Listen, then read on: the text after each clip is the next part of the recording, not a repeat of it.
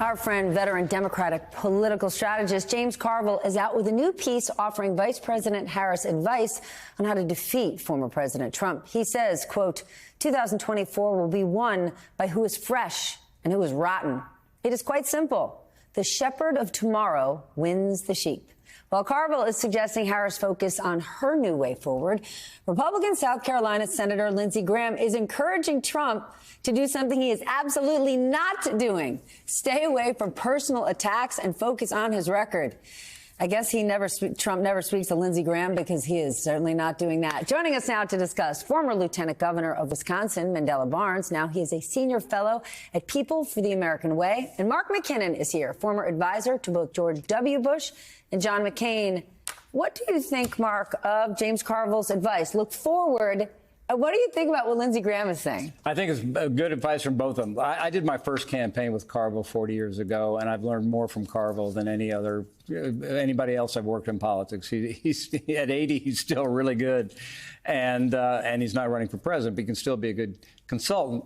The thing that I think is really smart that he said was that it's been a mistake for Democrats to constantly talk about how dangerous Trump is, because that just feeds his superpower. That makes him bigger. What James is saying is laugh at him, and that diminishes him. Just make fun of him, make him weird. That whole thing is really working, I think, and I think that there's a lot of value in that idea.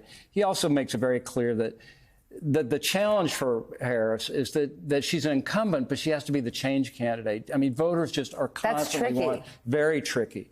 Yeah, I mean, she's in a position of saying, it's time for a change, stay the course, because she's been the incumbent vice president. But I think she's done a pretty artful job so far of separating herself from Biden respectfully, but coming out with new policies and forging her own way. And this whole freedom agenda kind of separates her from the democracy agenda, which, again, I think is really smart.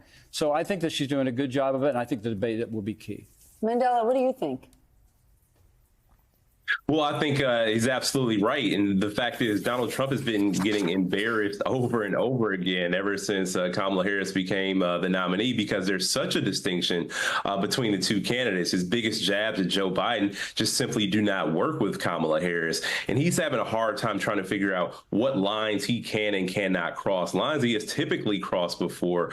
It seems as if folks like Lindsey Graham are cautioning him to stay away from them. We'll see how long that lasts. I think a lot of folks are waiting to see the debate, to see how far he will take it. But as has been demonstrated over the last month, the farther he goes, the farther people are going away from him and embracing Kamala Harris because of the freshness that was just talked about by James Carville. It's very evident who's fresh and who's stale, who folks want to go with for a new direction for this country, and who they know will take them backwards, which is Donald Trump. Can we go back to what you last said, Mark, that she's out there coming out with new policies and presenting them almost every day? Does she have to do that? Is it a good idea? Because Donald Trump, he doesn't show any policies. It is, because she needs to show separation from Biden, and that's what's smart, and that's what James is saying, that she has to be the change candidate. She's got to separate from Biden. There's a lot of people that think that she, they're gonna blame her for the Biden policies that she was part of as vice president. So she needs to forge her own path and say, well, listen, I worked for President Biden. I'm proud of the policies we put in place. But people also want to know that she has her own ideas, that she's not just just that she was, just second to Biden, that she has her own ideas. And that's part of the rap that the Republicans are trying to lay on her, that she doesn't have any of her own ideas. So I think it's very smart. I think it's a good idea. Trump doesn't have any and hasn't had any since he began this whole thing. The Harris campaign and the DNC are also about to spend an unprecedented amount of money on down ballot races, something like $25 million. And you're actually hearing Republicans in the House and in the Senate starting to panic about this spending gap. Do you think Democrats really have a shot? Well, I mean, as the guy who spent $100 million in 2004 on television, I said to the campaign, I think we're wasting a lot of money. So I don't think television advertising helps a lot. But that's why I think it's smart to take that money and do something else with it. Put it in down ballot races, put it in voter registration. That's where I think the real difference is going to be on the ground with voter registration. new voters. I mean, that's what's going to make a difference. And the difference that at least is being reported, the Democrats are paying people to do it, and Trump has volunteers doing it. And I think that'll make a difference in the end.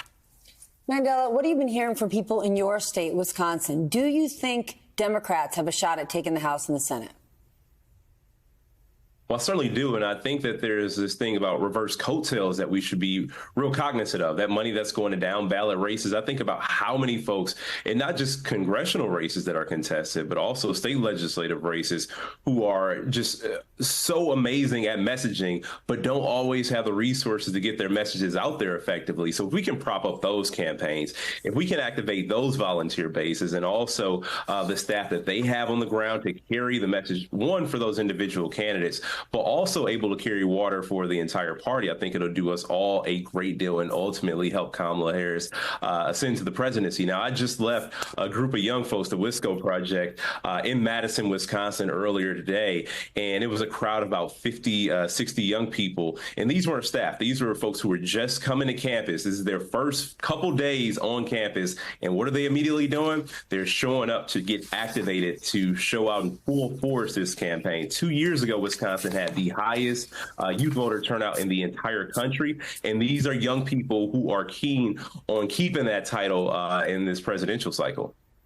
First day on campus and they're registering to vote. Those are different kind of college students than I once was. Can I tell you a quick Carville anecdote? Yes. 1984, we did this race, a Senate race, and won an upset primary. So after the primary, we moved James from the headquarters to a separate building because he was scaring the interns so badly.